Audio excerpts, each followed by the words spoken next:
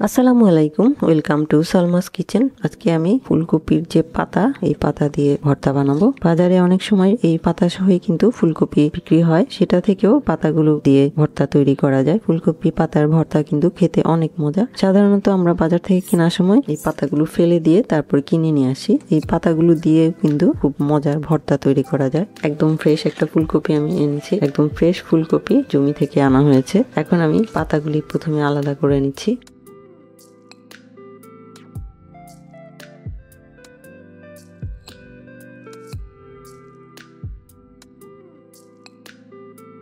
ব্যাস, পাতাগুলি আমি ফুলকপি থেকে আলাদা করে নিলাম। এখন এই যে পাতাগুলির যে মাঝখানে ডাটার অংশটা, সেটা আমি বাদ দিয়ে শুধু পাতার অংশটা নিব।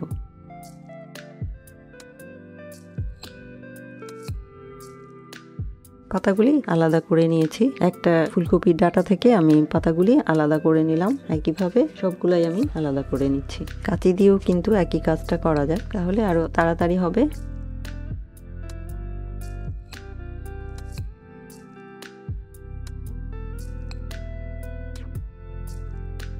সবগুলো ডাটা থেকে আমি পাতাগুলি আলাদা করে নিলাম। এখন এগুলাকে ভালো করে ধুয়ে নিব।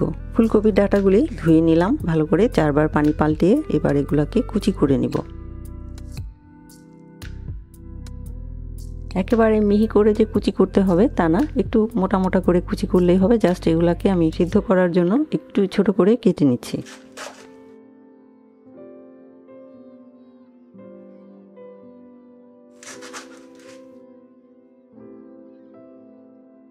শাকটা কেটে নিলাম। এখন একটা হাঁড়িতে শাকটাকে নিয়ে নিব। এখন এই শাকের মধ্যে দিয়ে দিব 1 চা চামচের 4 ভাগের 1 ভাগ পরিমাণ লবণ, 2টি আস্ত কাঁচামরিচ 2 টুকরা করে ভেঙে দিয়ে দিব, এবং 4 কোয়া রসুন। সেই সাথে দিয়ে দিব 1/4 কাপ পরিমাণ পানি।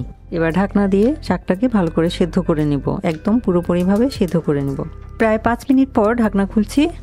এর মাঝে আমি দুবার ঢাকনা খুলে নেড়ে দিয়েছিলাম। ফুলকপির পাতা সেদ্ধ হয়ে গেছে, এর মাঝে রসুনটাও সেদ্ধ হয়ে গেছে এবং কাঁচামরিচও সেদ্ধ হয়ে গেছে। এবারে চুলাটা বন্ধ করে দিয়ে আমি এটাকে রেখে দিব ঠান্ডা হওয়া পর্যন্ত। ফুলকপির পাতা ঠান্ডা হয়ে গেলে একটা ব্লেন্ডারের জারে নিয়ে নিব। আমি ব্লেন্ড করে নিচ্ছি, আপনারা চাইলে পাটায়ও বেটে নিতে পারেন, পাটায় বেটে নিলেও হবে। নিয়ে নিলাম সিদ্ধ পাতাটা, এবার ব্লেন্ড করে নেওয়ার পালা। ব্লেন্ড করে নিলাম এরকম মিহি করে। যেহেতু ফুলকপির পাতা তাই একটু আঁশ থাকবে, কোনো সমস্যা নেই। এইভাবে খেতে এই ভর্তাটা অনেক মজা হবে। এবারে চলে যাব পরবর্তী স্টেপে। ফ্রাই প্যানে দিয়ে দিব 2 টেবিল চামচ পরিমাণ সরিষার তেল। তেলটা গরম করে নিব। তেল গরম হয়ে গেলে একটা শুকনো মরিচ ছোট ছোট টুকরো করে কেটে দিয়ে দিব। মরিচটা একটু ভেজে নিব। মরিচটা 10 সেকেন্ডের মতো ভেজে নিলাম। এবার দিয়ে দিব 1/4 কাপ পরিমাণ পেঁয়াজ কুচি এবং 3টা রসুনের কোয়া কুচি।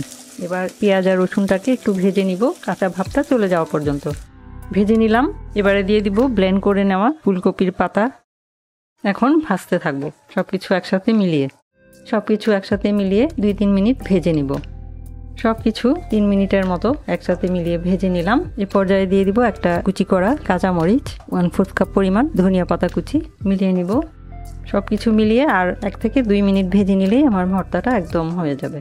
2 মিনিটের মতো ভেজে নিলাম। এবার চুলাটা বন্ধ করে দিয়ে দিব 1 চা চামচ পরিমাণ খাঁটি সরিষার তেল। মিলিয়ে নিলাম। বাস, আমার ফুলকপির পাতার ভর্তা একদম কমপ্লিট। চুলা বন্ধ করে দিচ্ছি।